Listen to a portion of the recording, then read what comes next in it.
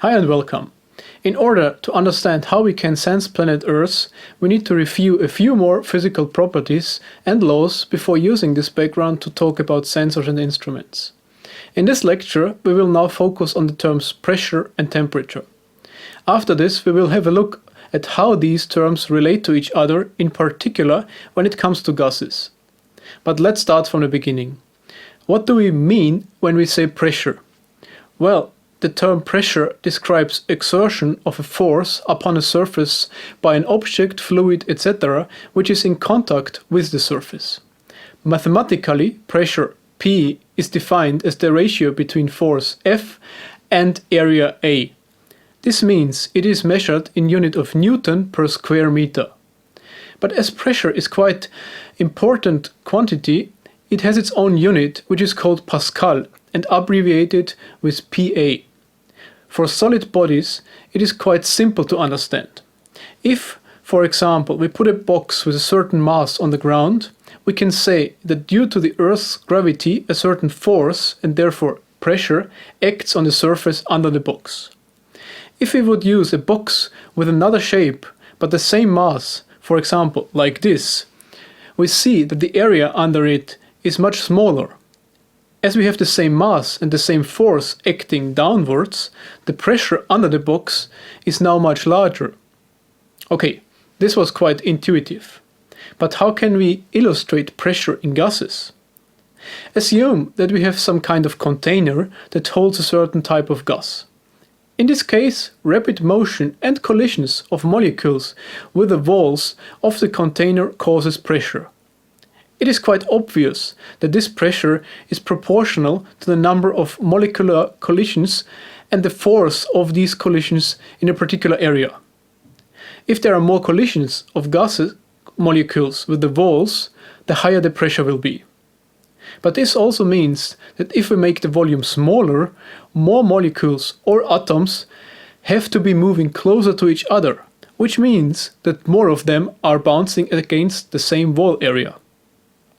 As an outcome of this, the pressure will go up. In general, the product of pressure times the volume of the gas is constant. Strictly speaking, this requires another property to be constant, but we will come back to this in a few minutes. In earth sciences, we often measure temperature.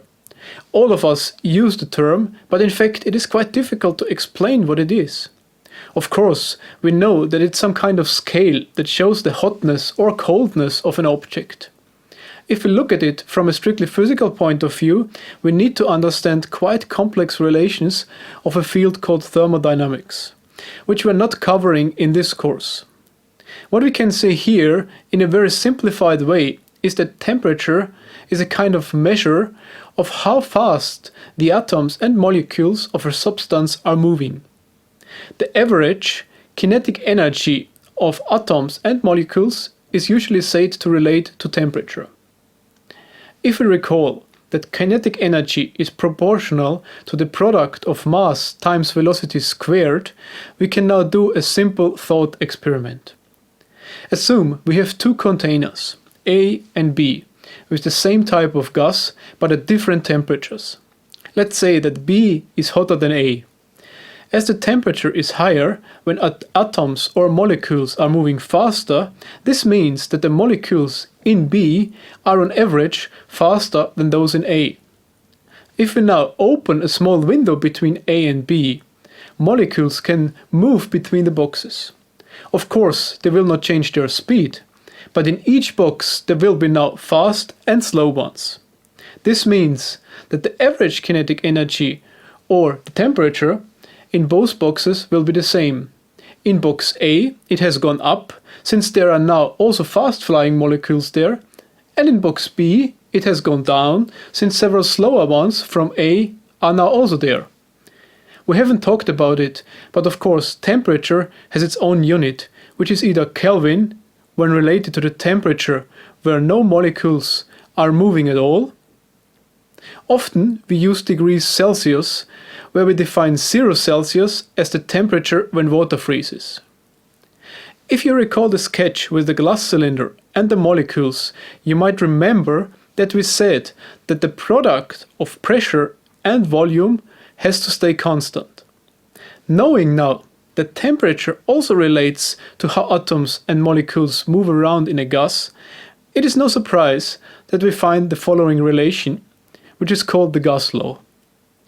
On the left side, we have pressure times volume, and on the right side, we have the product of temperature T, the amount of substance N, and a constant R.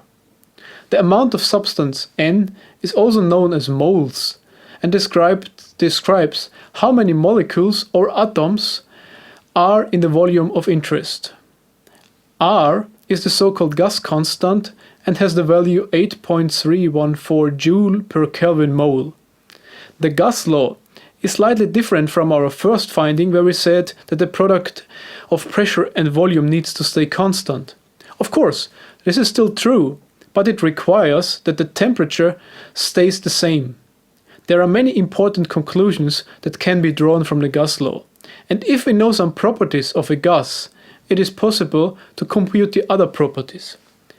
In general, the gas law is very important in atmosphere physics, as it explains a lot of the effects that relate to weather and help us to measure one property and then relate to the other properties via this simple but beautiful equation.